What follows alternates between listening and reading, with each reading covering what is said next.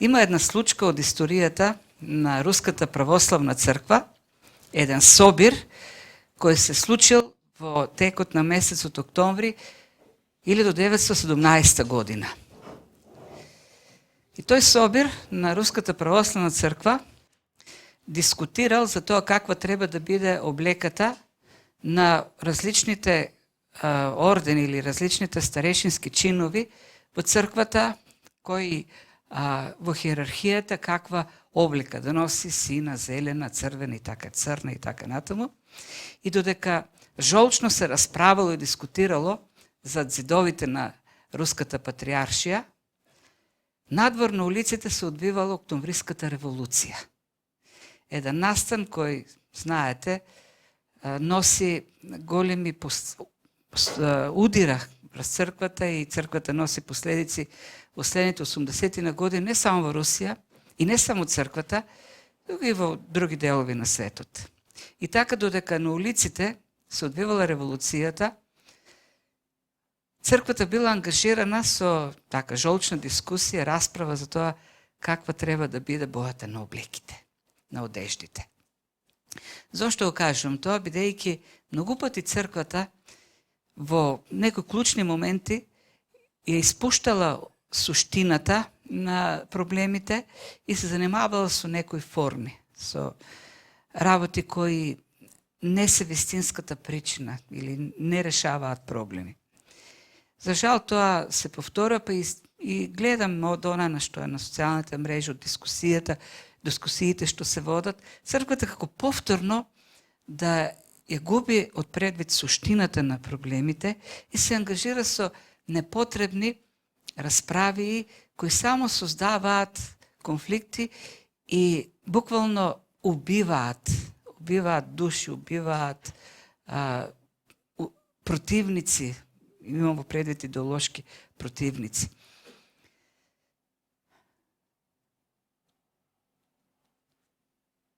Тоест се води една војна во определени делови на земјата и црквата одговара, или христијаните одговараат на таа војна, не со она оружје кое ни е дадено од Бог, духовното оружје, туку со она светското, телесното оружје. Библијата јасно ни кажува дека во основата на секој конфликт или дека суштината на борбата не е против тело и крв, туку е против поднебесните сили на темнината. И црквата не војува со телесните оружја, со оружјата на овој свет, туку војува со духовни оружја. Црквата ја знае суштината на проблемите, коренот на проблемите и војува против коренот на тие проблеми.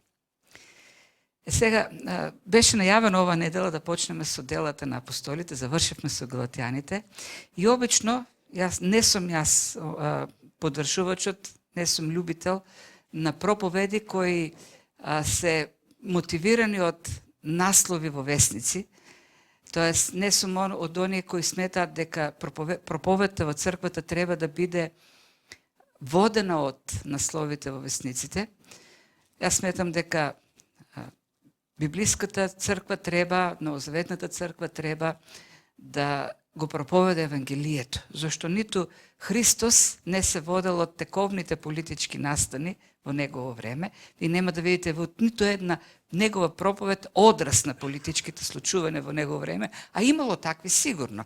И Римската империја војувала во тоа време, имало војни во тоа време, меѓутоа суштината на проповедта на Христос е Царството Божјо.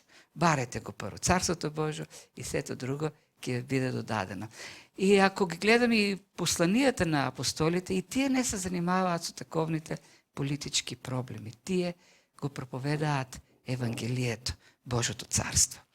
Меѓутоа, решив овој пат да направам исклучок, тоа е со тоа нашата традиција да проповедаме, да проповедаме Библијата она како што Светиот Дух е инспирирал, стих по стих, систематски, експозициски, бидејќи сите сме обременети, целиот свет е обременет од насловите во весниците, порталите, од сликите на телевизиите, на вистина ужасни работи се случуваат. И затоа решив да направим еден исклучок, ова пауза меѓу две книги, изучување на две книги, за да видиме една така поинаква библиска перспектива на овие случувања, една Божја перспектива на станите, не политичка, не идеолошка, не воена, туку на библиска перспектива, со надеж дека ова изучување ќе ги заекне нашите души, ќе даде една сигурност и ќе не мотивира и да ги охрабриме луѓето околу нас кои се збунети. И ние сме збунети, иако знаеме дека тоа е реалноста, Христос не предупредил дека тоа е реалноста, но сепак сме збунети многу повеќе, или колку повеќе, луѓето околу нас со светот кои ја немаат надежта во Христос.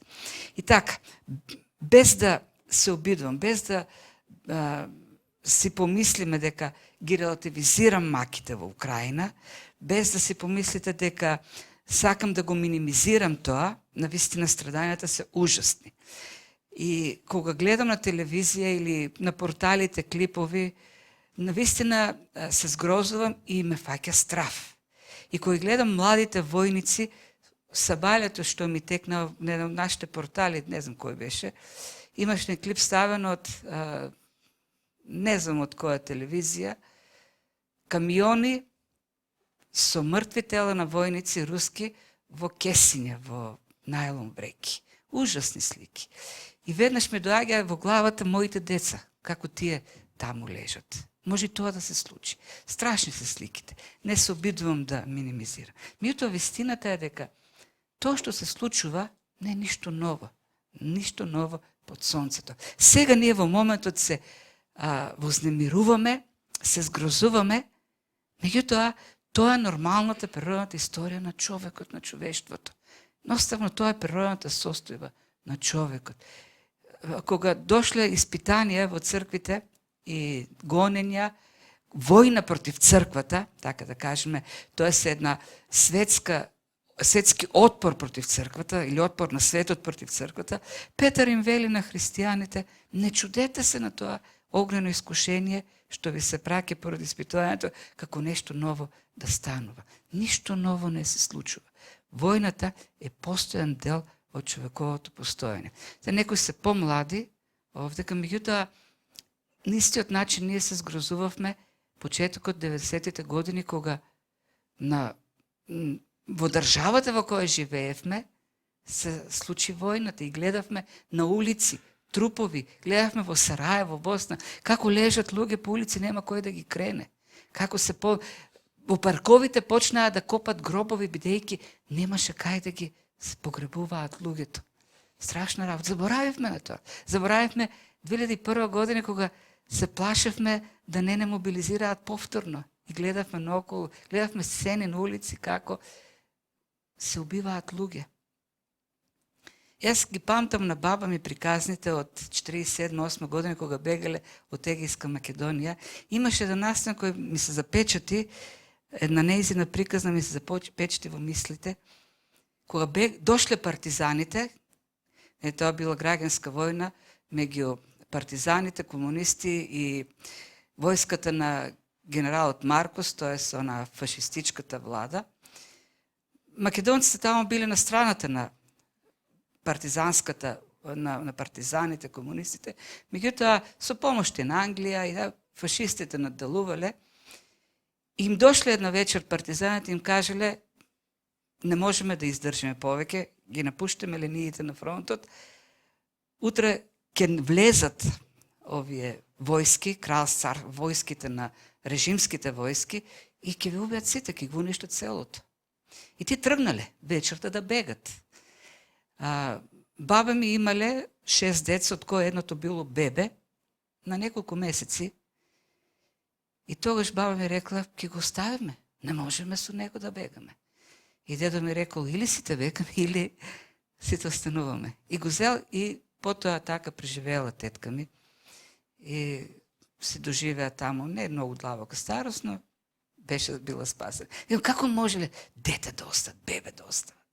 Пред неколку дена, она во центар емисија имаше од четврток вечерта, и водителот една иста случка кажа за од неговите родини, тие бегале така тие години и имале близнаци бебиња.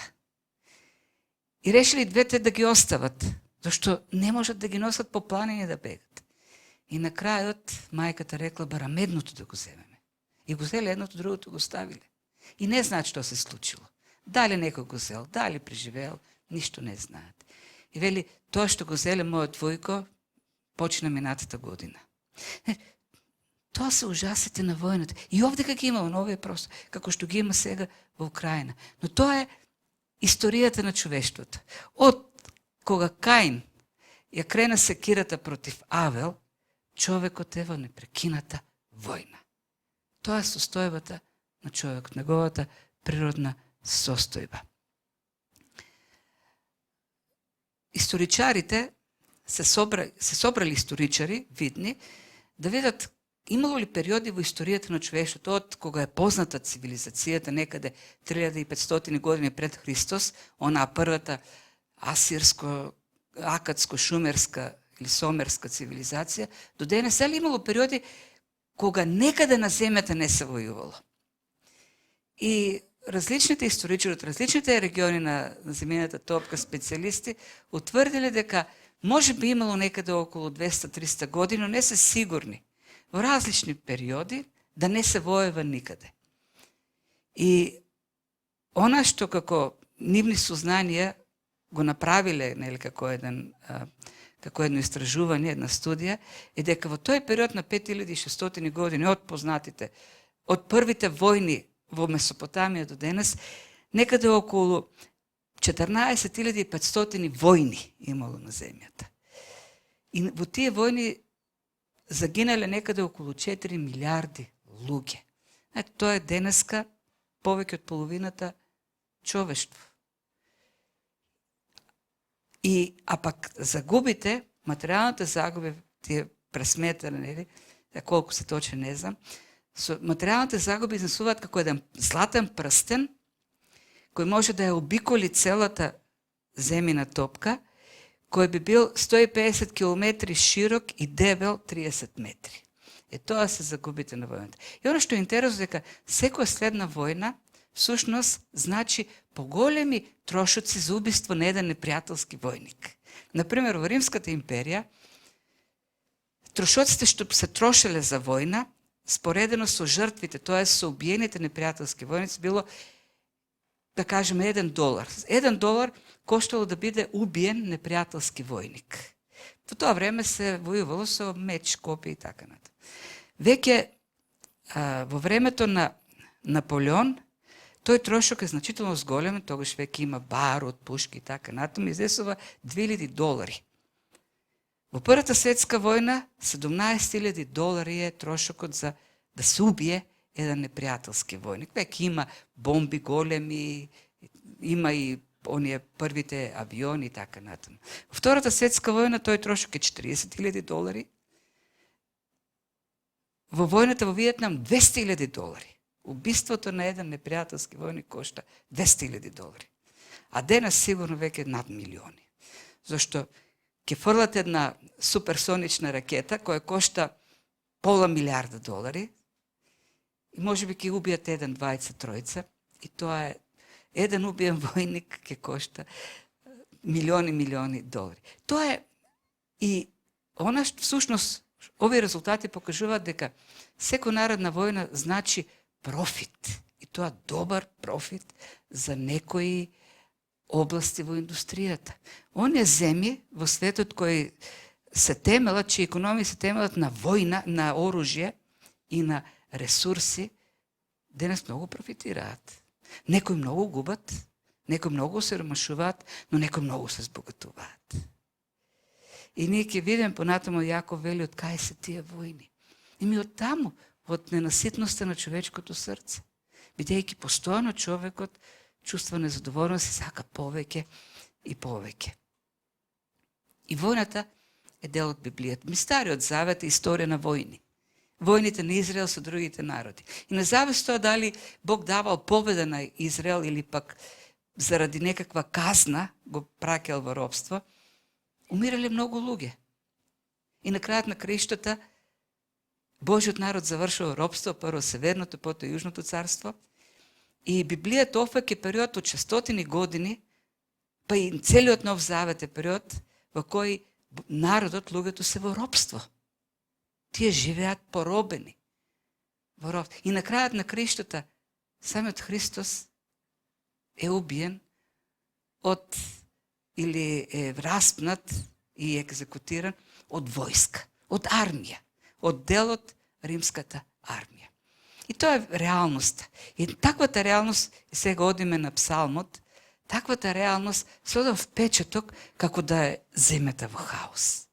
Целата човечка историја е историја на војни, на немир, на сигурност, на хаос.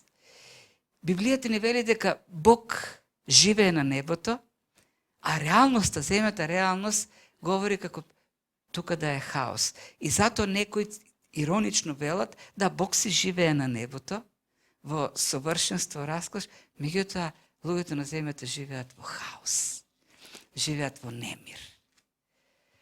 Христијанската поговорка е Бог е на небото и на земјата се е во ред, меѓутоа реалноста вели Бог си е на небото, седи на престолот, но на земјата е хаос. Како Бог да го губи оној суверенитет и тоест неговата власт да управува со земјата.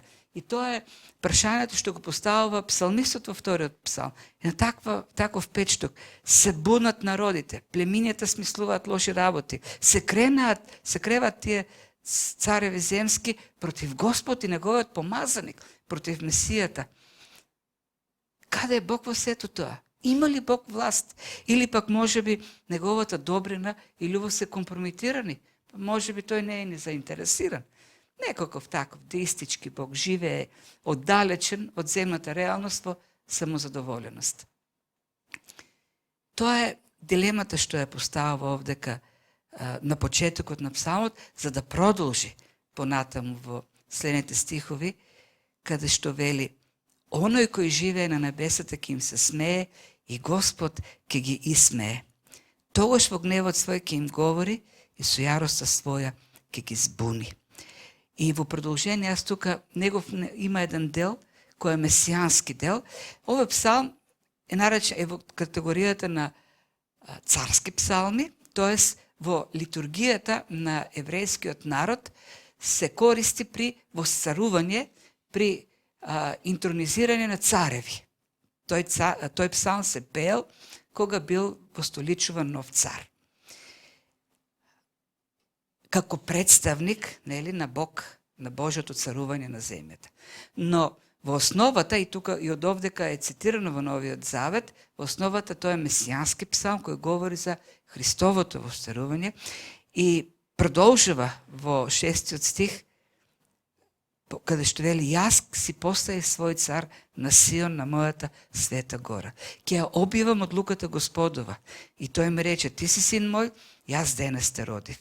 И побари од мене и ќе ти ги дадам народите во твое наследство и краиштата на земјата во твое владење. Ти ќе ги пасеш со железен жезол, ќе ги разбиваш како грнчарски сад. И сега, продолжува, вразумете се, поучете се суди и земни, служете му на Господ со страв и трепет. Почитувајте го синот да не се разгневи и на патот свој да не погинете, зашто неговиот гнев брзо ќе се разгори, блажни сите кои кон него прибегуваат. Што е идејата овдека? На почетокот псалмистот вели: тоа е реалноста на земјата. Војни, немир, конфликти, несигурност, хаос. Меѓутоа и Христос што вели кога го прашуваат? Која ќе биде, како ќе биде твоето доаѓање? И Христос вели: кога ќе слушате за многу војни. Војните ќе се засилуваат, нема да намалуваат. Тоа ќе биде, конфликтите, немирот ќе бидат реалност до крајот, додека постои оваа земја. Нема да има мир, ќе има немир, лажен мир. И не знам што ќе се случи утре.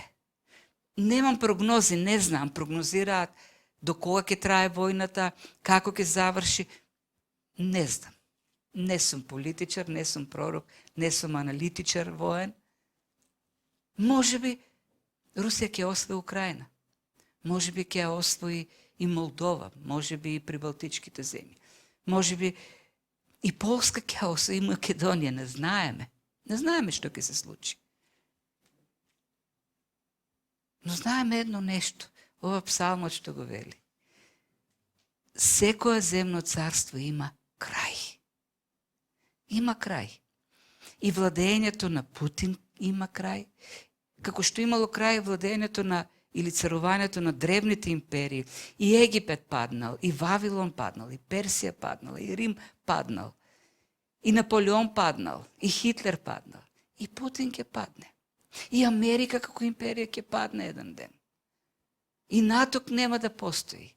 Знаете зошто? Зошто еден ден, како што овдека во псалмот вели псалмистот, Бог ќе го восцари својот Месијата. И знаете што ќе се случи? Путин ќе клекне и ќе каже: Тъй Бог, ти си Бог, ти си најголемиот. Или тоа сега ќе го направи, или тогаш ќе го направи. Но и Путин, и Бајден, и рускиот, и во украинскиот, како се викаше, Зеленски, и тој ќе падне пред Христос и ќе каже: ти си цар. Така ќе заврши се. Не знам ова како ќе заврши, знам на крајот како се ќе заврши. Сите ќе се поклонат пред цар. И тогаш ќе завладее мирот. Тогаш ќе има мир. Затоа ние го бараме Божјото царство и Божјата правда. На земјата нема правда. Колку и да протестираме, колку и да апелираме, колку и да кажуваме мислења против таа војна, на земјата правда нема да има. Само Божјата правда која ќе дојде, ние како мал народ тоа го знаеме, сме го виделе толку пати во нашата историја. За 30 години разбрав многу јасно дека нема правда на земјата. Нема правда. Единствено Бог е тој кој ќе донесе правда. И ние треба да се молиме за таа правда. Бог да ја донесе правда. Божјото царство да дојде. Божјото царство да се шири. Христовата власт да владее. Во времето на Рим владел оној пакс романа, римскиот мир. Знаете што значи римски мир? Рим доаѓа некаде, римските војски освојуваат, уништуваат и таму инсталираат мир. Има мир. И насекаде во Римската империја има мир. Но како тој мир е донесен таму? Со наметнување на сила на власт на силниот над послабиот. Со војна. Ке ги уништи сите и ке донесе мир. И вели, еве, ние сме миротворците. Ние носиме мир. Како сега ние збориме за миротворци денес се НАТО во нашите очи. Како НАТО носи мир? Со тоа што ќе ги донесе авионите, тенковите, ќе ја симне власта и потоа ќе завладее мир. Тоа не е вистински мир. Христос како го донесе мирот? Бог каков мир носи? Христос донесе мир со тоа што тој самиот умре. Тој не ја наложи својата власт. Напротив, тој ја загуби власт. Тој дојде на крстот, умре. И ги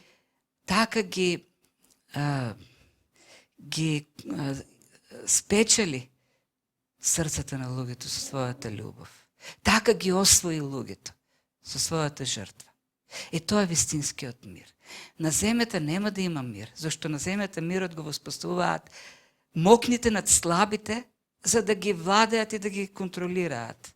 Па и тоа сега се случува, и сега се случува тоа. Мир ќе има само Христос која ќе дојде. Да се молиме за неговиот мир. Тој носи вистински мир. Не со оружје, не со убивање, со својата жртва.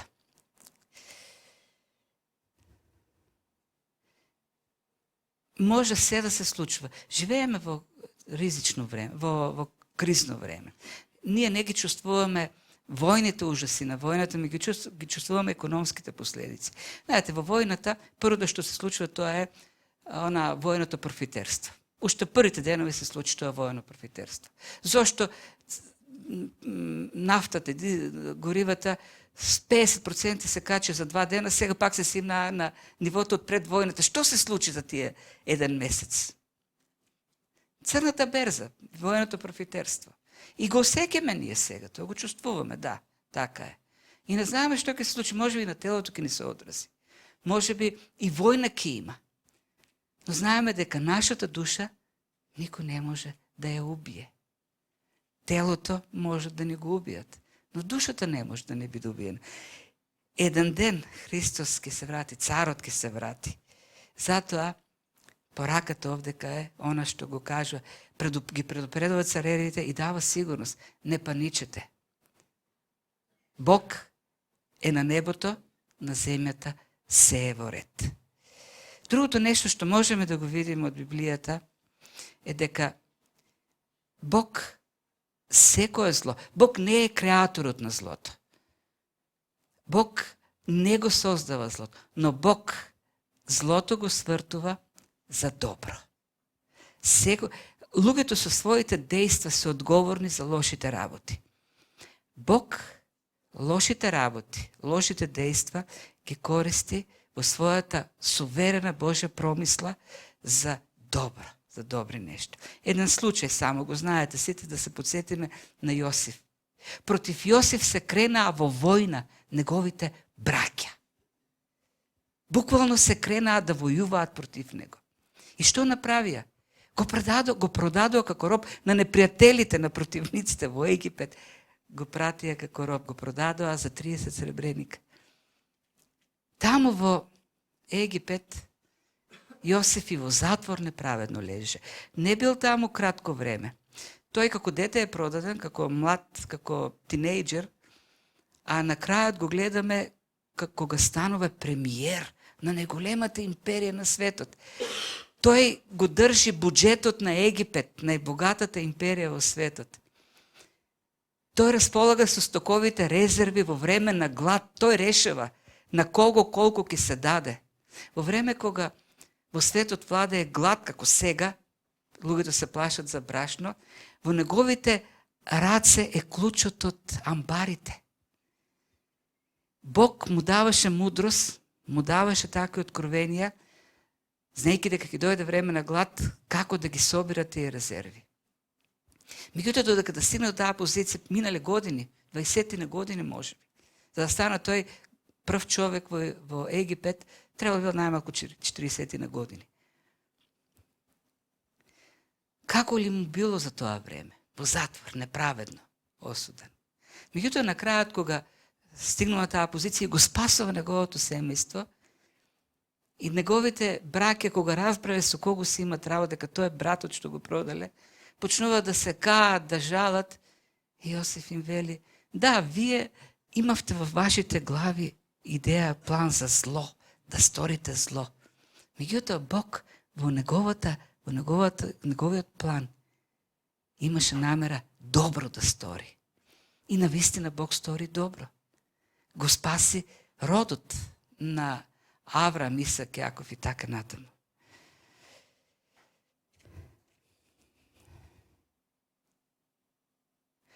Луѓето се одговорни за лошите избори, а Бог сето тоа го свртува за добро. Неголемото злосторство што го направиле некои војски, некои луѓе, знаете кој е? Злосторството врз Бог. Злосторството врз Христос. Има ли потешка екзекуција од таа? Зошто е екзекутиран Христос? Фарисеите, гледајќи во него опасност за еврејската, за нивната власт и нивните учења, додека обвиненијата што ги изнесуваат пред империјата какви се? Тој сака да изврши друштвен удар. Тој сака да го симне императорот од власт. Тој сака да биде на власт. И на крајот на краиштата, целиот тој случај станува политички случај. На крајот на краиштата Христос е екзекутиран како јудејски цар, некој кој има претенција да го симне, да симне власта на императорот. на Цезарот. Кое е најужасното војно-политичко злосторство? Тоа е убиството на Месијата.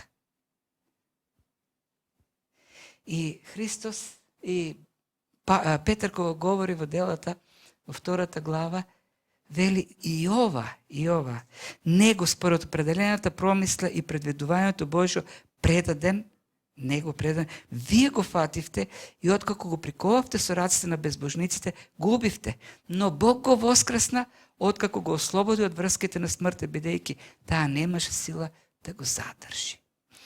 Во промислата, во планот на луѓето беше да го убијат Месијата. Но во промислата на Бог беше тоа злосторство беше Божјиот план за спасение. Секое зло Бог го врти за добро. Не знам сега ова зло во Украина како Бог ќе го употреби за добро. Не знам. Ќе видиме еден ден. Можеби на овдека на земјата нема да видиме. И Јосиф, како што кажа, со децени, со години се чудел зошто ова се случува. На крајот тој го виде доброто, кој беше Божјото добро. Тоа ќе биде и овдека. Како да јас имаше слики по Фејсбук, христијани праќаа како христијани на плоштадите во Украина на колена се молат. Ако не повеќе, тоа е доброто. Народот се свртува кон Бог. Имаш на слики с возрастни луѓе, млади луѓе, жени, мажи, клечат на колена и се молат на Бог. И па има ли поголема слика, по величенствена слика од тоа да видиш како стотици луѓе еден до друг седат и се молат на Бог. И ова нешто, затоа о секоја војна Бог прави нешто добро. Во секое зло Бог на крајот прави нешто добро. И ова сега што се случува ќе биде употребено пак од Бог за добро. Тоа што Библијата ни го вели. Затоа да не се плашиме. И сега кога се случуват, кога гледам во општеството, оние поделби, па и во црквата ги има многу, се поделија луѓето на про-Русија, про-Украина, про-Исток, про-Запад, про-НАТО, про-Путин и така натаму. И еден стереотип се шири по дефолт.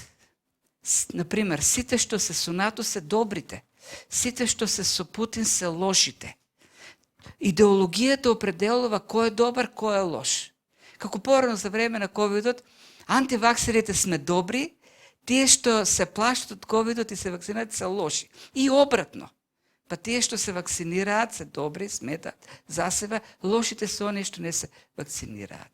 И така се прави една поделба на добри и лоши по некоја политичка линија, идеолошка линија, по некоја политичка, партиски и така натаму. Вистината е дека човекот сам по себе си го има злото, во себе го има. И про-Путин и анти-Путин во срцето го носат злото. Тоа е вистината. Како што вели Томас Хобс, човек на човек е волк или она homo homini lupus est. Секој човек потенцијално е непријател на другиот. Зошто ова не е инспирирано од Библијата, ова е филозофија на екзистенцијализам, меѓутоа и одразва сепак Библијата, зашто Јаков, кога во 4 глава вели, кога одговора на прашањето од каде се војните и расправиите, вели, не оттама ли од вашите похоти кои се борат во органите ваши. А во Коринтијаните, кога говоревме, тоест во Галатјаните, имал предвид оној закон на гревот во нас. Сите го имаме тој закон на грев во нас. И кога ги делиме луѓето сега, добрите натовци, лошите путиновци или обратно, оние што се за Путин, добрите путиновци, лошите натовци, јас тука би спомнала една мисла на Солженицин, еден руски дисидент кој во време на Сталин со години поминал во руските гулагзи, во руските логори пред да избега во Америка. И тој вели, линијата што го раздвоја доброто и злото не минува низ државите. Тоест, не може да направиме поделба на добри и лоши луѓе, Исток и Запад, Русија и Америка. Тоди во Америка, меѓутоа и таму критикува доста општеството. Ниту пак класите, тоест комунистичката класа е добра, оние западните капиталистички се лоши и обратно, нели како што гледат. Ниту меѓу политичките партии, туку таа линија е исцртана во човечкото срце. Човечкото срце ја прави линијата. Бидејќи човечкото срце е корумпирано, или како што Еремија пишува, е измамливо повеќе од се и очајно корумпирано, очајно расипано. Тоа е коренот на секое зло. Желбата на човекот да доминира, да окупира, да завладува, тоа е во суштината на секоја војна. И кога говориме сега, кога правиме споредби, Чарлс Колсон, еден познат и проповедник и коментатор, вели, кога се споредуваме, сите треба на крајот да кажеме, сите ние сме многу послични на Хитлер, отколку на Христос. Христос е многу, многу повисоко и подалеко од нас, отколку Хитлер. Сите повеќе личиме на Хитлер, отколку на Христос. Разликата меѓу нас и Христос е многу поголема. Разликата меѓу нас и Хитлер е многу мала. Зошто? Зошто разликата во нашиот греф е само во степен, но не и во вид. Сите го правиме истиот греф во различен степен. И затоа решенијата не е во промената на идеологиите, не е во промената на системите, не е во тоа дали сите ќе станат натовци и си дел од НАТО или сите ќе станат во некој друг сојуз. Не е тоа решението на проблемот. Решението на проблемот е промената на човечкото срце. Промената на состојбата на човечкото срце. Зашто срцето на човекот е коренот на сите зла. И затоа, нашата молитва, нашиот ангажман, што треба ние да правиме на крајот на краиштата? Која е нашата дејност како црква? Да не бидеме како Руската православна црква која во октомври 1917 година спорела за облеки, а го испуштало она што се случува на улицата. Ние да спориме сега која идеологија е поправилна, кој е праведен сега во војната, кој е неправеден. Не. Дури и да докажеме кој е праведен по-човечки, ништо нема да постигнеме. Само ќе се испоутепаме со зборови и со кавки. Нашата дејност треба да биде молитва. Бог да го смени срцето на Путин, Бог да го смени срцето на Зеленски, на Бајден, на Макрон, на сите влијателни луѓе.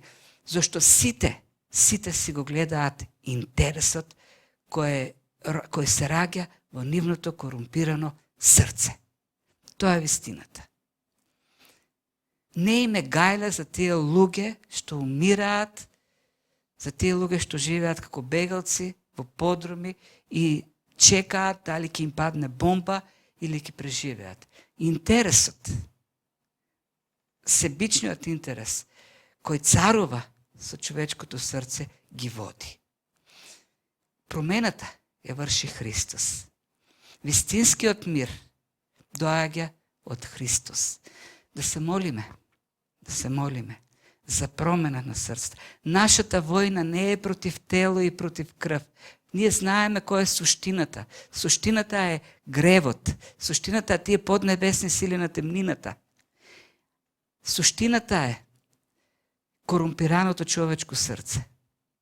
Тоа е природната состојба на човекот. Природната состојба на човекот е да војува, да окупира, да се наметнува на другиот. Неприродната состојба е она надприродната, која доаѓа во духот од Христос. Ние можеме да бидеме поинакви од Путин или од Хитлер или од кој да е друг само поради една единствена причина.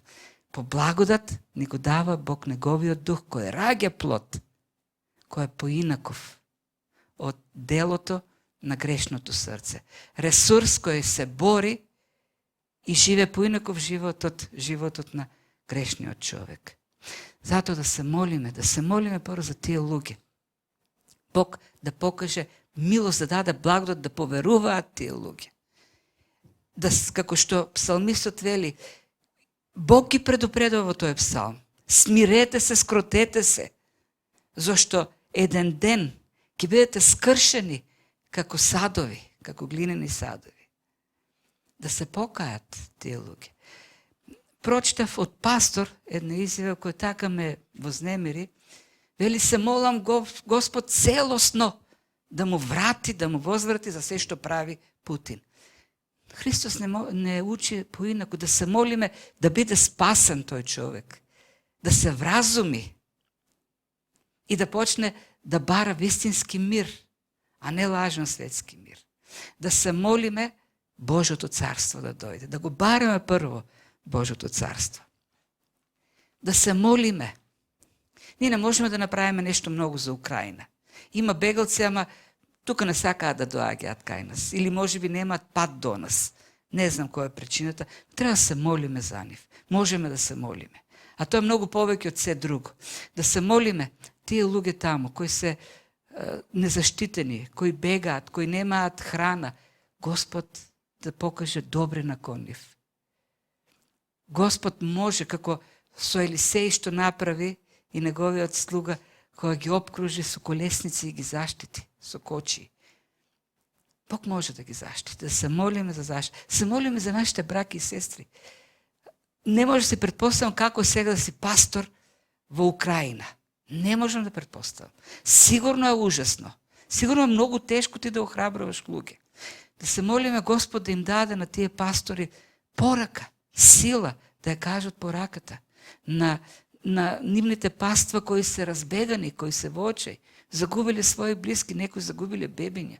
Мене ме вџаши она слика од Мариупол, како се викаше тој град. Извадија стотици колички бебешки без бебиња. Тоа се количките на убиените бебиња. Се молиме за тие луѓе. Господ да покаже милост таму. На христијаните да им даде порака, да ги охрабрат луѓето во Украина. Кој може да даде на украинскиот народ, па дури и во Русија. И во Русија има наши браки и сестри. И таму има пастори наши браки и сестри. Таму има наши цркви. Да се молиме, Бог да им дава и нив порака, која ќе опатуваат не само на христијаните, туку и на останатите за мир, за вистински мир. Да утешуваат во ова тешко време. Да се молиме нас Господ, и тоа е што да правиме. Во ова време што ние треба да правиме? Ние треба да продолжиме уште повеќе да го проповедаме Евангелието. Зашто народот е збунет.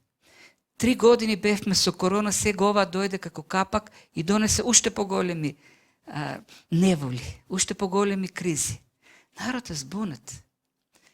Кој може да ги охрабри? Што може друго да ги охрабри, освен една вечна порака за Божото царство? И нашата работа е да проповедаме. Уште повеќе да проповедаме. Да сееме надеж меѓу луѓето. Знаете ли дека имаме од луѓето црква млади луѓе кои секој ден евангелизираат на улиците? Секој ден. Оливер и Христијан. Во недела има уште поголема група, се приклучуваат и други. Да се молиме Господ и нас да ни даде желба. Дали во тие групи, дали на друг начин. Нашата работа сега, службата на црквата сега е да ја пренесува пораката, вистинската порака. За да има охрабрување, луѓето да добијат вистинска сигурност, вистинска надеж, да го свртат својот поглед, своите мисли кон суштината на вистинските нешта, на проблемите. Тоа е нашата работа сега. Како што велат, светлината на Божјата слава во Христовото лице најмногу сјае во темнината, во тешките времења. Сега е тешкото време. Сега е темнината. Сега треба да сјае црквата, да сјае пораката на Евангелието, да сјае Божјата слава. Тоа е нашата задача.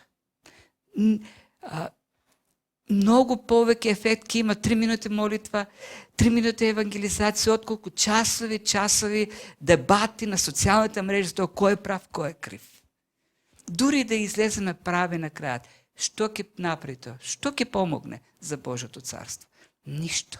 На крајот на краиштата се ќе пропадне, само Божјото царство ќе остане.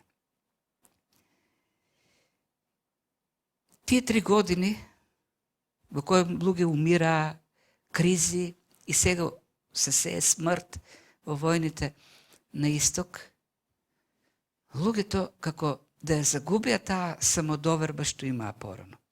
Луѓето како веќе да не се толку самоуверени. Ја нема таа ароганција. Зошто? Зашто гледат луѓето колку лесно може да се замени сигурноста. Гледат колку лесно може, имаш пари, ама нема брашно. Што ќе ти се парите кога немаш леп? Луѓето разбираат колку лесно таа човечка сигурност и како нештото на кои се градила таа сигурност се уништуваат. И тоа е добро. Добро е, за да бараат надеж на друго место. Таа надеж ја дава само Евангелието. Нашата задача е да проповедаме, да служиме на Евангелието. Така најмногу ќе постигнеме. И на крајот уште една работа. Во тој очај ние не треба да заборавиме да ги уживаме благословите што Бог не ги дава.